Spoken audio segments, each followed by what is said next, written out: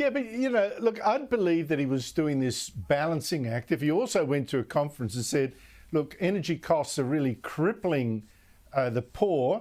The poor can't afford to heat their homes in winter, which is true. There's been surveys of that. You've got to do something about that. But he doesn't do that. You've got to do more, not you've got to do, help people with their power bills.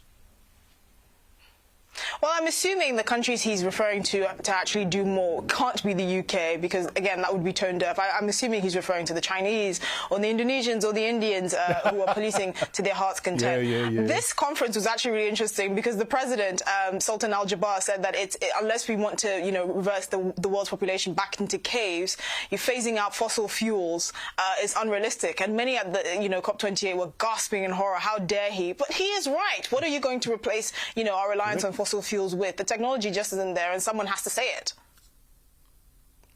Absolutely. I think this has been such a truth pill for many activists. The president of who, by the way, does head a very big oil company, but never mind, I'm sure it's not conflicting. Yes. Meanwhile, so there are reports that the King and Prince William are going to hold a crisis meeting to deal with claims in that book we discussed by Omid Scobie, someone close to Meghan Markle, one might say her mouthpiece, wife of Prince Harry.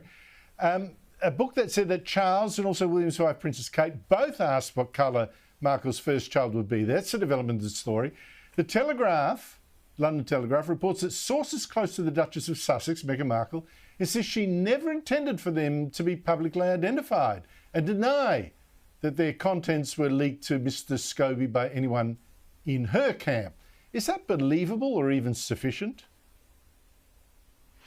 Well, the only thing that will be sufficient at this point is if the Sussexes come out and actually denounce the revelations of this book. We already know that there's so many lies in this book. I mean, Omid Scobie brazenly asserted that Piers Morgan had 3 telephone calls with Queen Camilla, which he obviously denies. He said Queen Camilla doesn't even do phone calls, which makes sense because you can have your phones tapped or, people can misconstrue conversations. So it makes sense that a high-ranking member of the royal family is not engaging in phone calls with former editors of British newspapers.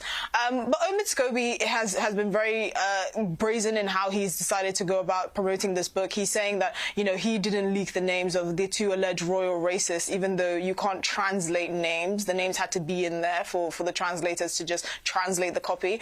So he somehow thinks the British public are stupid.